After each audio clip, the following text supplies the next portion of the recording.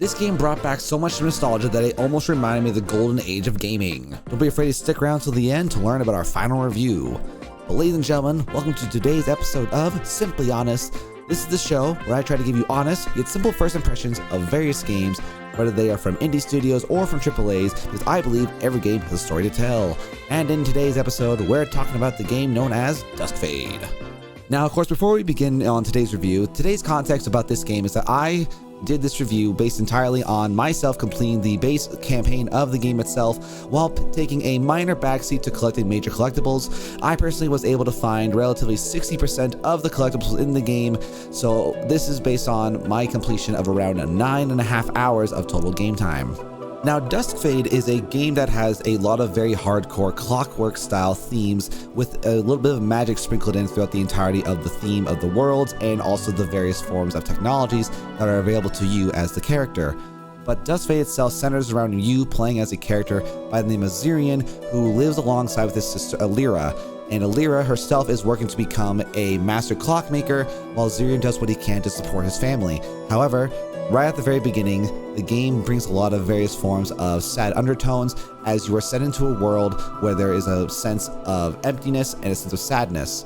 Everything then gets turned upside down as suddenly a massive explosion causes you to now have to see your sister Alira being locked away in a massive mysterious tower, locked away by 4 magical chains. The main goal is where you are now focused to look around the entirety of the world. You do get to have a fun companion by the name of Cuckoo, who is a sentient mechanical bird who actually stands alongside you and fights throughout the entirety of the game. Now, as we dive into some of my first impressions in regards to Duskfade, I just want to mention that overall, when it came to my exploring and figuring out what I wanted to see in this game, I actually had to work really hard and had to be very nitpicky in regards to what I would consider to be an overall negative. Everything in the game was very entertaining for me and I had a lot of fun with it, and I'm really excited to kind of dive into this overall subject. But as I mentioned, with some of the positives I saw in this game, right off the rip, the first thing I will say is that this game is visually beautiful. I adored being able to roam around the entire region, every single area, and really just exploring the map. As another positive on top of that was just that this game allowed exploration to feel extremely rewarding. All the various hidden pieces of the world, all the various collectibles, and just being able to explore the realm in its entirety was for me very, very fun, as there was a lot of really fun nooks and crannies, and the world itself and all the map building felt very alive and extremely diverse. And even everything like the diversity of the map design, I also really enjoyed just the various music that were within the games. You have a lot of very high pitch, high octane style combat situations, and you even had a lot of really cool cozy soundtracks that kind of gave you an opportunity to really set the pace and the mood for whatever region you have to be inside of. When I looked at the overall gameplay with like the music and the map design, I actually had a moment of deja vu, and this game almost reminded me a lot of an OG sense of Ratchet and Clank, for those of you who know what those games are like. The way that the character moved, the way that the exploration was very rewarding, this reminded me back when older games back towards the earlier 2000s really rewarded players from exploring the game and really taking into more than just the main story. And this overall kind of influenced my overall findings of why I thought this game was extremely positive throughout the most part of this review. When I was going around in some of the other areas as well, one thing that I always love when it comes to games that are so hyper focused on the story was kind of looking into regards to how the story and how the environment really translated to the overall theme of everything. For example, when I was going around and taking on some of the various bosses, I was actually very curious to find out how certain bosses were integrated into the story versus just being a random individual that you had to fight to progress the game. And what was really cool is that even without needing to dive into like the big lore of the game itself, you could see that right off the rip, all the boss designs, the names, in my eyes, had a really fun way of tying everything together. And overall, the boss battles themselves were very interesting, and a lot of times I had to be really focused in regards to not falling off the map, and also to doing what I can to divulge and understand the various mechanics. Thankfully, with this game not being a classic punching bag simulator where you had to run up to the boss and just hit it a bunch of times, the involvement of the mechanics and the moments where they're immune, you have to go away from the boss, I was very appreciative with regards to just a different way of doing combat. Now, for those who are wondering in regards to how long this game is, another positive that I will say is that this game is, in my eyes, built with a good amount of gameplay without being a game that overall drags on. Like I said previously, with myself completing about 60% of the overall collectibles and doing the entirety of the campaign, I personally was able to beat this game in about 9 hours, give or take. And for me, that's a relatively healthy amount of game time for a game that's very focused on the story. Of course, I would imagine if I really wanted to try to do all the collectibles, this game could probably be somewhere within the realms of 12 to 14 hours at a more casual rate. But of course, that can very much be a case-by-case basis for those of you who are a little bit more hyper-focused in that kind of speedrunning situation.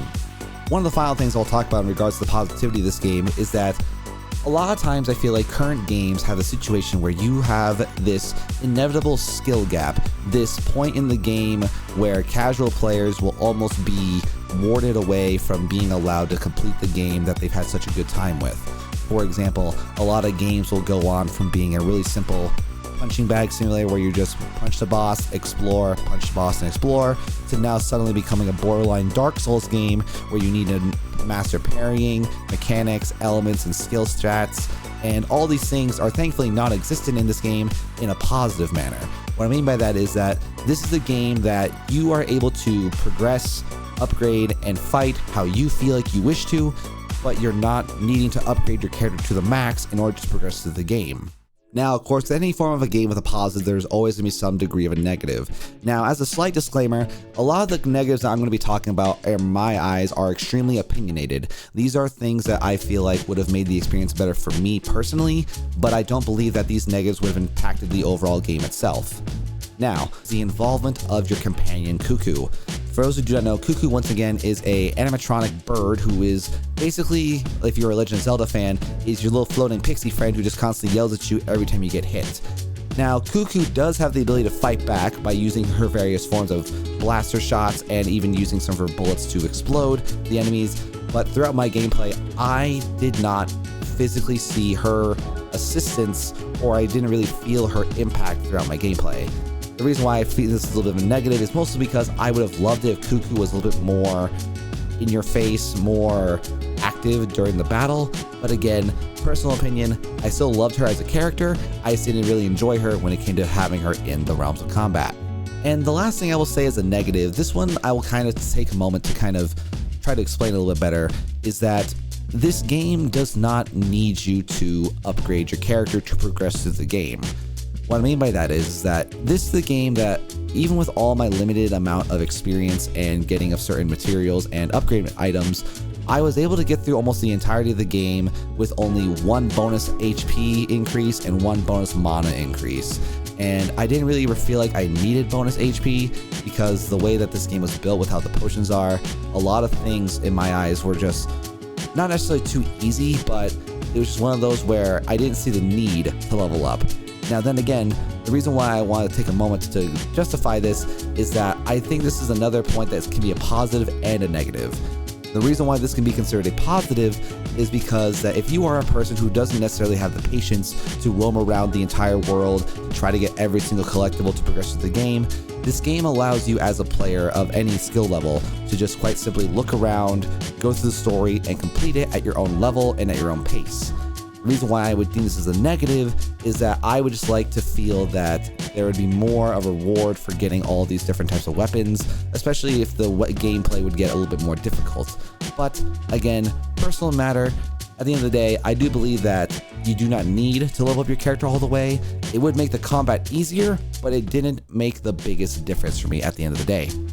As we dive to some of my various points in regards to the graphics quality of this game, I will say that overall I was actually very impressed with the overall graphics of this game. First off, as I mentioned earlier, the zones and the overall map quality, extremely diverse. Everything that you see within the game is very fun, very vibrant, and the colors within the game kind of gives you a lot of senses of joy and cheeriness. And then there are also some certain segments that have a really fun sense of lighting, which really does set the mood in a very fun way. And overall, even with all the characters within the game, I felt that all the designs were very fun, very unique and different. and even everything from like the bosses, in my eyes, I quite genuinely enjoyed, as I'm a very big fan of bosses that are a little bit different and not just a NPC with an axe. Just everything from the giant mechs, the changes to the final boss, everything in my eyes visually was very fun. And with everything being a Clockwork style theme of the game, I personally was very entertained with just the overall theme itself, as I personally love seeing steampunk style items in video games. I will say that another thing that was really fun about this game was that they had a really fun way of incorporating minor Easter eggs within the game. For example, during my gameplay, I was able to find what I would like to assume was a Gurren Lagann reference to an enemy. There was, in my eyes, a Kakashi themed costume for Zirian, and just a lot of really fun ways where if you interact with certain NPCs, you can kind of find a lot of little hidden memes within the game. So if you do end up playing this game, I highly recommend talking to every single NPC.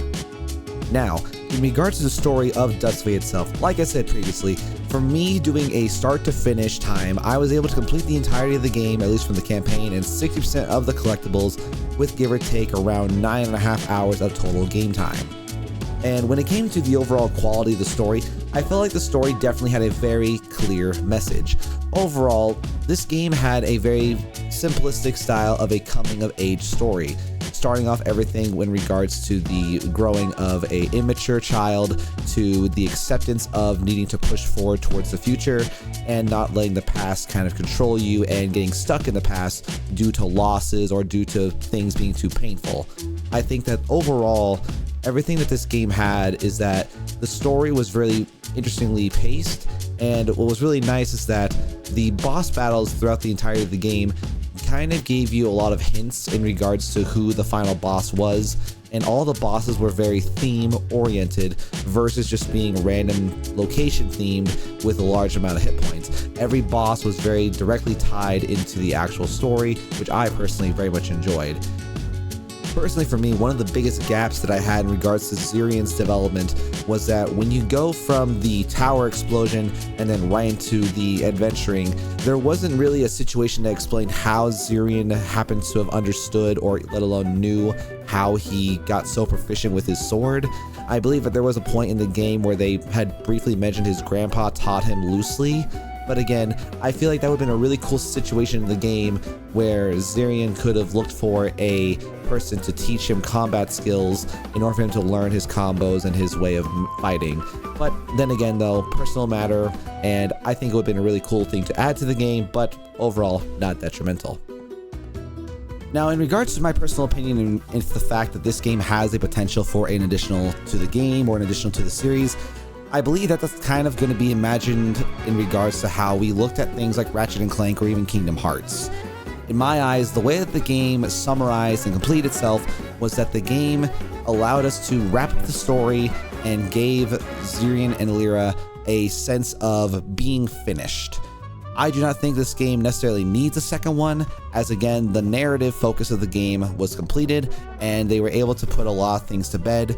I feel like if they did chose to make a additional to the game itself in the series, I feel like they would most likely incorporate the same characters and just make a brand new storyline to maintain the universe to make the game viable.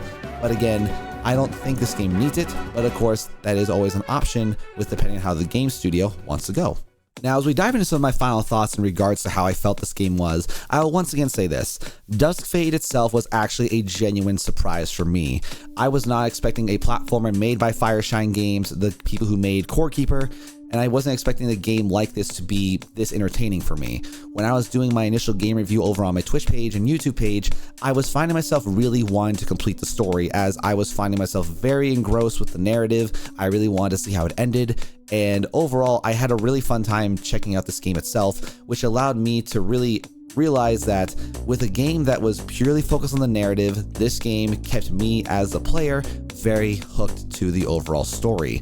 This game once again felt a lot like me playing an old school platformer game like Ratchet & Clank and even Kingdom Hearts in some fashion, and I personally enjoy these types of games, and I quite miss that kind of style where a game is purely focused on the narrative. No loot boxes, no random implementation of a battle pass. It's just everything from the game is available right off the rip. And Again, I highly recommend this game for anyone who wants to just try a game that is good for any skill level, both from casual players and from speedrunners and achievement hunters, because again, the game is very fun. Super fun combat, really cool music, and a good diversity of design from the characters and even the zones itself. And with some moments in the story being a little quirky for me and a little cringy with Zirian's voice lines, again, I found that this game was extremely fun, and overall, compared to games I've done reviews of in the past, this game has a lot of potential considering what we were given. So, at a final end of the day, I would give this game an overall 9 out of 10. And my overall reasoning is that as a standalone title without running the coattails of any of its other predecessors, this game was super good. The controls for the most part were very fun and worked as intended, and with only a few personal issues, especially in regards to flying, I felt that this game had just a lot of personality that made me want to keep playing this game and even completing it on the very same day that I received it. I also enjoyed it just because the fact that this game really allowed you to play through the entirety of the story regardless of your personal skill in video games. And they didn't have to implement some degree of where you have to farm in order to suddenly become a god amongst the game. You can just play the game at your own ability and you can still enjoy what the game had to offer.